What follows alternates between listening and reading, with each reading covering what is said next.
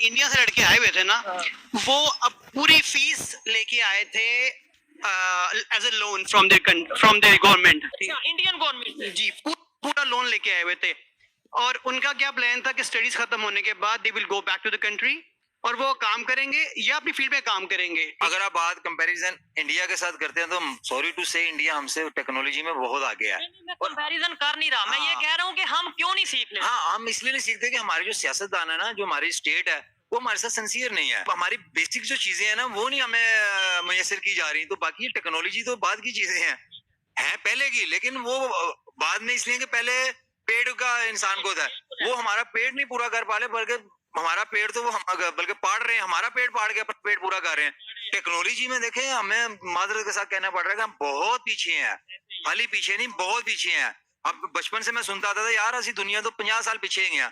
हकीकत वाली बात है, दुनिया से 50 साल पीछे हैं और इंडिया से हम कम से कम 25-30 साल पीछे हैं। उन्होंने अपने वो कौमी हीरो हैं जो अब्दुल कलाम आजाद साहब को उन्होंने प्राइम मिनिस्टर बना दिया है, प्रेसिडेंट। हाँ प्रेसिडेंट बना दिया। और हमारे अब्दुल कदीर खान साहब के साथ क्या किया हमारी नेशन ने, जो कौमी हीरोज हैं उनको हमने खुद ही बिल्कुल वो मोराल नहीं दिया, जो उनका गार्ड ऑफ ऑनर है वो नहीं दिया। ये की बात करें, वो हमारा 1951 में वो पाकिस्तान का ही था पहले, इंडिया तब कहाँ था।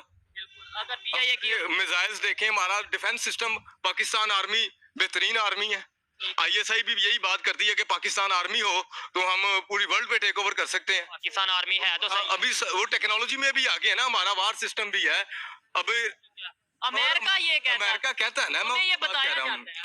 लेकिन आपको लगता है वाकई अमेरिका को हमारी आर्मी की अगर नमस्कार, आदाब, सत श्री अकाल, जय हिंद दोस्तों। मैं आपका दोस्त इंद्रपाल सिंह आज एक और नई वीडियो पर रिएक्शन देने जा रहे हैं, जो कि है रियल एंटरटेनमेंट टीवी का। वीडियो का टॉपिक है इसरो ने हिस्ट्री क्रिएट कर दी है। जी हाँ, इसरो ने हिस्ट्री क्रिएट कर दी है। सबसे बड़ा rocket launcher, space rocket launch करके, जिसमें 36 सैटेलाइट एक साथ लॉन्च किए जा सकते हैं। इस मामले में इंडिया ने, इसरो ने रशिया को पीछे छोड़ दिया है। आइए इस पे देखते हैं पाकिस्तान पब्लिक का क्या रिएक्शन है। वीडियो काफी मजेदार है, एंड तक देखें। वीडियो अच्छी लगे तो लाइक करें और चैनल को जरूर सब्सक्राइब करें। वीडियो शुरू करते हैं।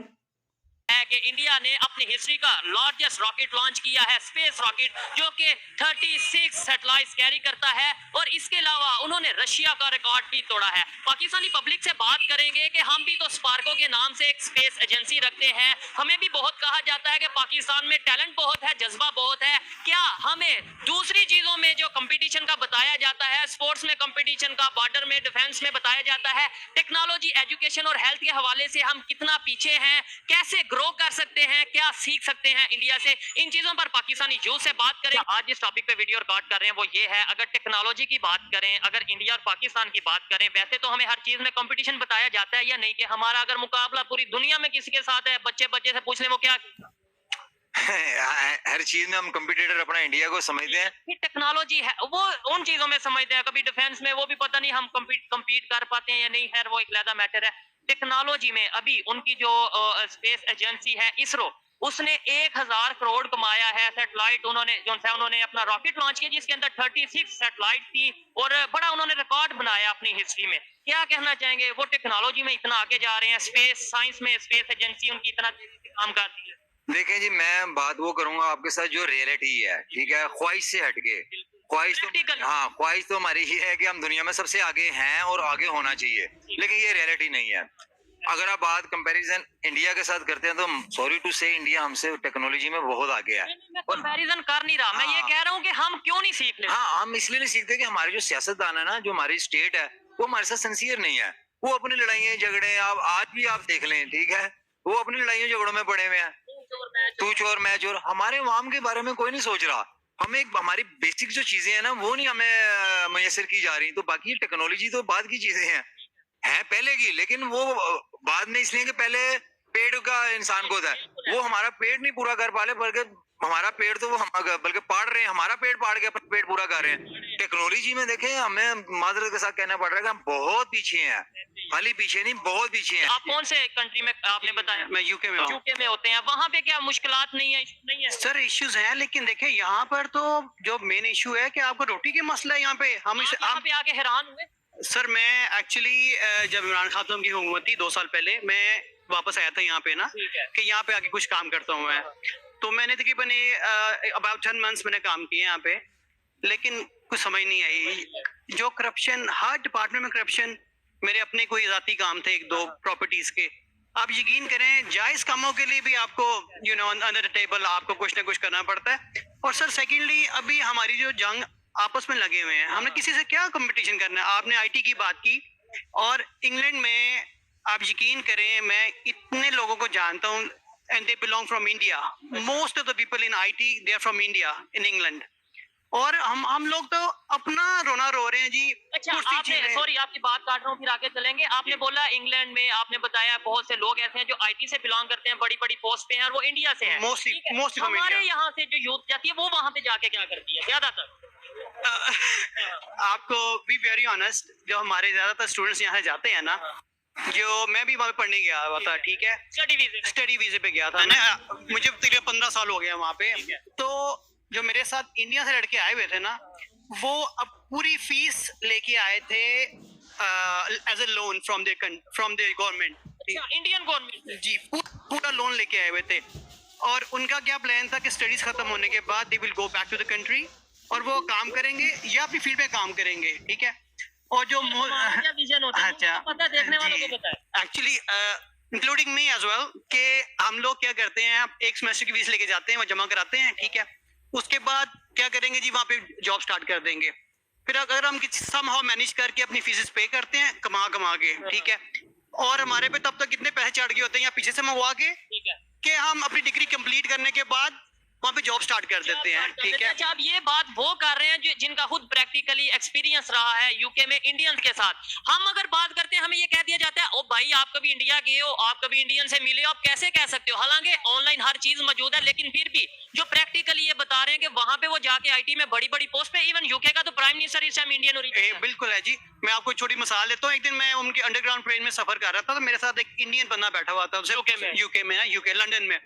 तो मैं उससे पूछ रहा था, आप कहाँ से आए? कहता है मैं इंडिया से आया हूँ।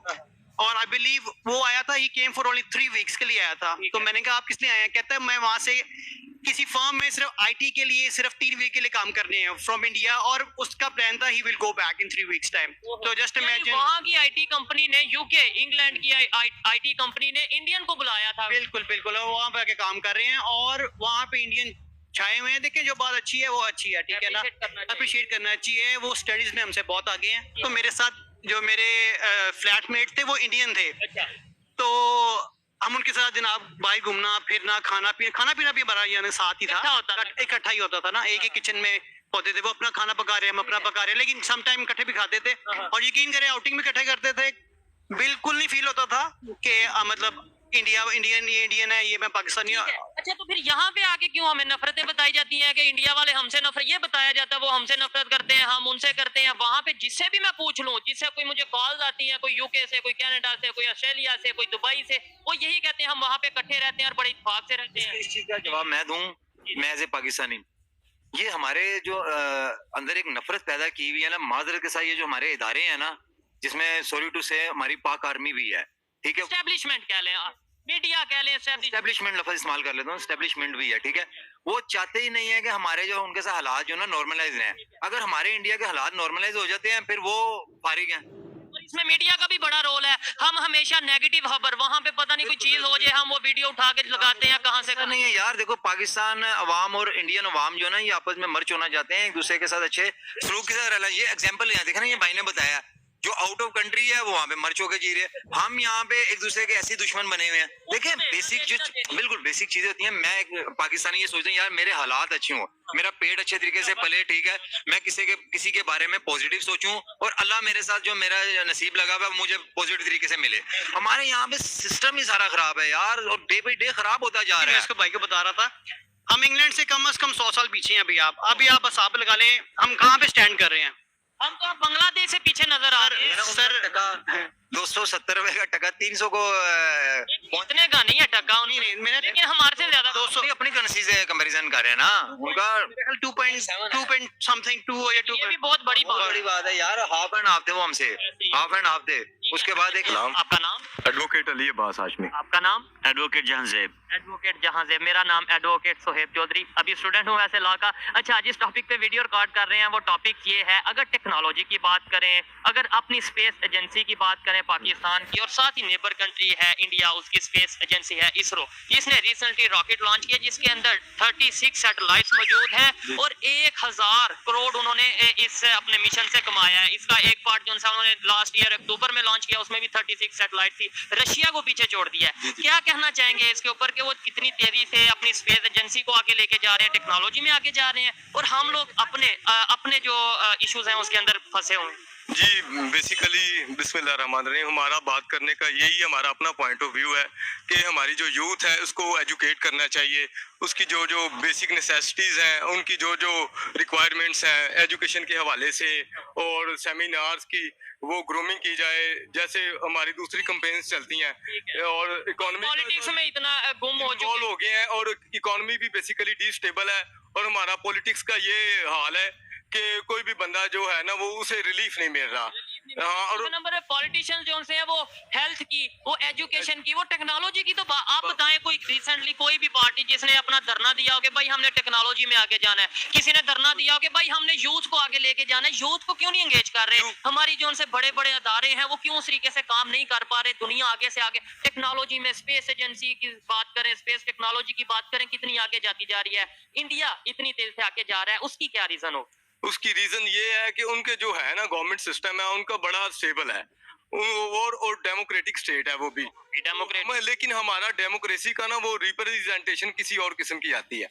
वो हमारे नेशनल हीरोज का आपको रेफरेंस कोट करे, उन्होंने अपने वो कौमी हीरो हैं जो अब्दुल कलाम आजाद साहब को उन्होंने प्राइम मिनिस्टर बना दिया है, प्रेसिडेंट। हाँ प्रेसिडेंट बना दिया। और हमारे अब्दुल कदीर खान साहब के साथ क्या किया हमारी नेशन ने, जो कौमी हीरोज हैं उनको हमने खुद ही बिल्कुल वो मोराल नहीं दिया, जो उनका गार्ड ऑफ ऑनर है वो नहीं दिया। यही चीज, तो ये बड़ा अच्छा पॉइंट भाई ने यहाँ पे सामने लाया कि भाई वो, और अच्छा वो है भी मुसलमान थे, हमें तो यहाँ पे ये कहा जाता है वहाँ पे मुसलमानों को बड़ा कोई अहमियत नहीं दी जाती, ये नहीं किया जाता, वो तो है भी मुस्लिम है और वो उन्हें प्रेसिडेंट बना दिया गया। और यहाँ पे हम मुस्लिम कंट्री है, इस्लामिक नेशन है, पाकिस्तान है, लेकिन फिर भी हमने इधर जिसने एटॉमिक बम बनाया या हमें इस तरीके से फार्मूला ला के दिया, वो उसे हमने नजरबंद किया। वो देखिए बात ये है कि वो मुस्लिम और नॉन मुस्लिम की बात नहीं है, ये बेसिकली ह्यूमैनिटी की बात है, और हमारा इस्लाम ही ह्यूमैनिटी पे फोकस करता है। तो ह्यूमैनिटी को जब तक प्रेफरेंस ना मिलेगी और इसे वो मोरालिटी के हवाले से हम इस्लामियात सीखते हैं, लेकिन इस्लामियात हमें मोरालिटी सिखाती है,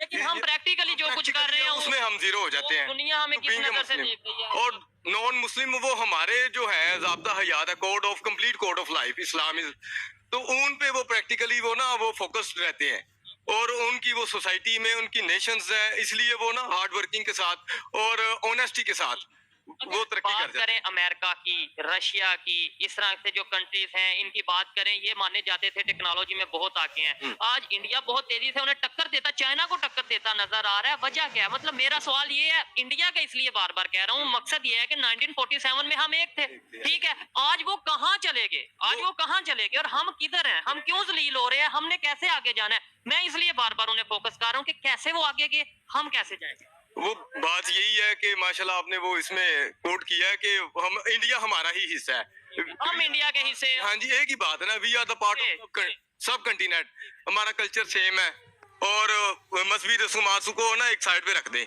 हम ह्यूमैनिटी पे बात करते हैं, तो ह्यूमैनिटी हमें यही सिखाती है। तो कल्चर वो सेम है, हम अपने इंडिया के साथ भी ताल्लुकात अच्छे रखें, इकोनॉमी स्टेबल करें, साइंस टेक्नोलॉजी खुद ही ग्रो अप होगी। हाँ, ताल्लुका उनसे सीखें, जहाँ पे सीखें, जब जहाँ सिखाने वाली बात है वहाँ सिखाएं।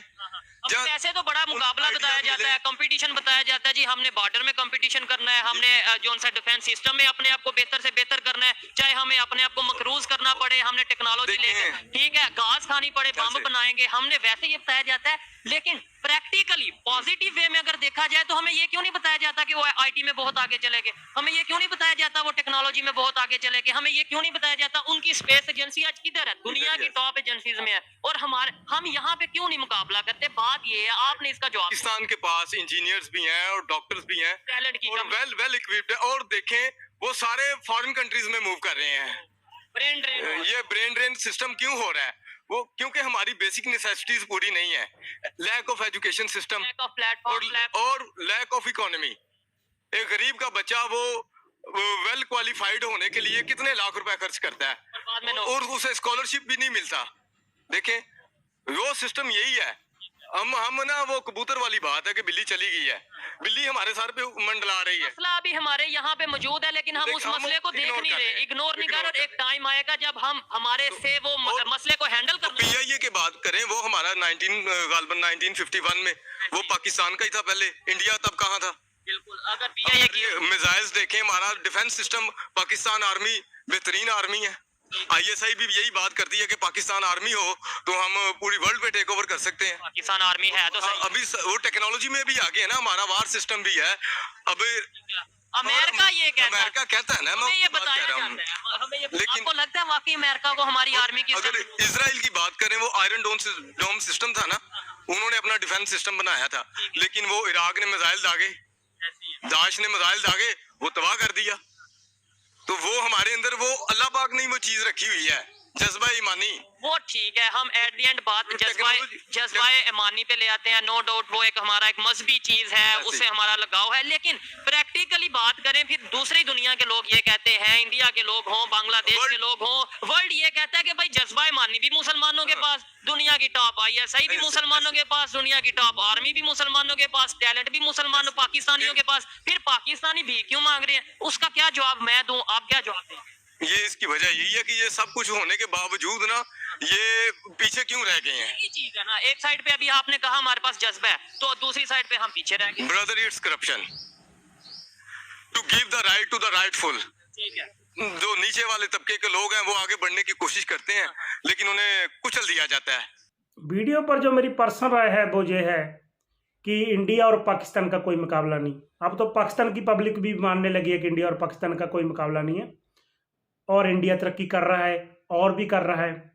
इसरो को बधाई हो इस वर्ल्ड रिकॉर्ड के लिए, काफ़ी बड़ी अचीवमेंट है इसरो के लिए, इंडिया के लिए। एक साथ इतना बड़ा प्रोजेक्ट लॉन्च कर दिया, रशिया को बीट कर दिया, और आने वाले समय में इंडिया और भी तरक्की करेगा, ये हर एक इंडियन को खुशी की बात है। और पाकिस्तान वालों को लिए भी यही कहूँगा कि आप दुश्मनी का रास्ता छोड़ें और तरक्की के रास्ते पे आए, इंडिया से दोस्ती करें। आपने तरक्की करनी है तो इंडिया से दोस्ती करें और आगे बढ़े। अगर आप इंडिया से दुश्मनी करोगे तो ख़त्म हो जाओगे। इंडिया को फ़र्क नहीं पड़ेगा, इंडिया तरक्की करेगा ही करेगा। आपने तरक्की करनी है तो इंडिया से दोस्ती करें, दुश्मनी का रास्ता छोड़ें। ऐसा नहीं कि बम बना लेंगे, घास खा लेंगे, ये बातें छोड़ दें आप।